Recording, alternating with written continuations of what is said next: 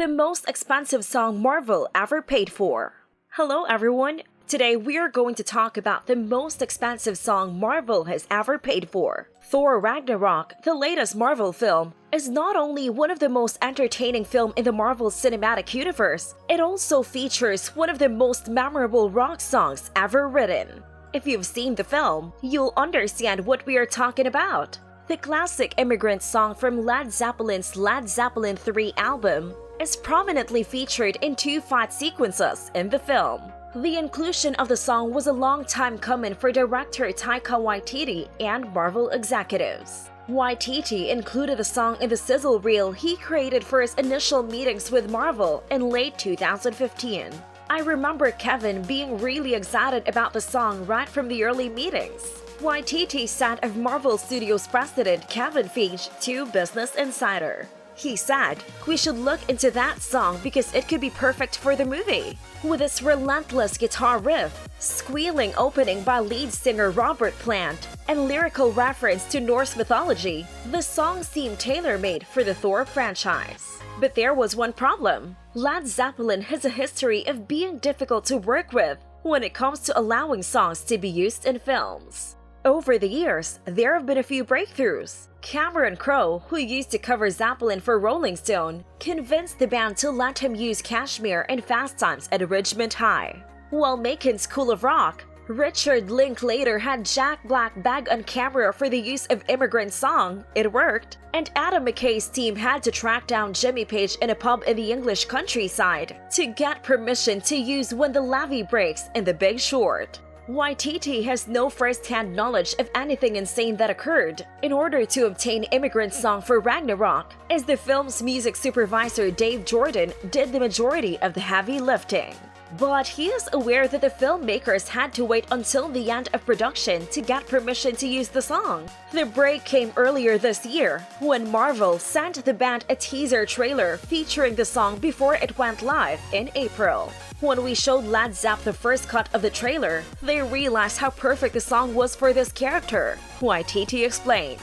"I don't think it would have happened if we hadn't started talking to them really early on." Another deciding factor, according to Waititi, is that Marvel Studios and his parent company, Disney, have deep pockets. "I have a feeling you have to have the money if you want to entertain the idea of using their music," he said. "There were no negotiations. Make it available to them right away." Waititi laughed and added, "They are worth it." The film Thor Ragnarok is now in theaters. Immigrant Song was written during Led Zeppelin's summer 1970 tour of Iceland, Bath, and Germany. The first stop on this tour was in Reykjavik, Iceland, which inspired Plant to write the lyrics.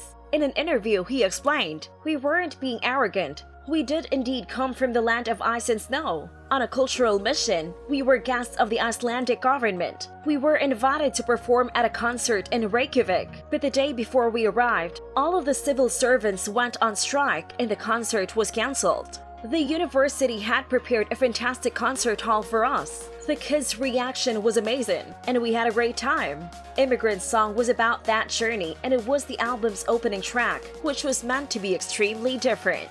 6 days after their appearance in Reykjavik, Led Zeppelin performed the song live for the first time at the Bath Festival. The song begins with Plant's distinct, wailing cry and is built around a repeating, staccato riff by guitarist Jimmy Page, bassist John Paul Jones, and drummer John Bonham. It is performed at a moderate tempo of 112 beats per minute in the key of F minor. There is a very faint count-off with much hiss at the beginning of the track that appears on the album version, but is cut from the single version. The hiss is caused by echo unit feedback.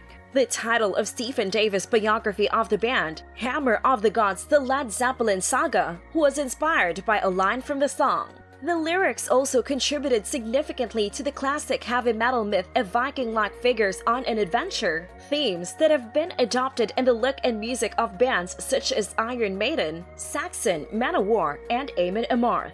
Lester Bangs of Rolling Stone described Immigrant Song as the closest thing to a classic as Whole Lotta Love in a recent review of Led Zeppelin 3, praising the song's bulldozer rhythms and Plant's double-tracked wordless vocal crossings, echoing behind the main vocal like some cannibal chorus, wailing in the infernal light of a savage fertility rite. Cashbox described the song as filling the oral spectrum once again with wall-to-wall power, with biting vocals and an unrivaled instrument impact. Please subscribe to our channel. Thank you for watching.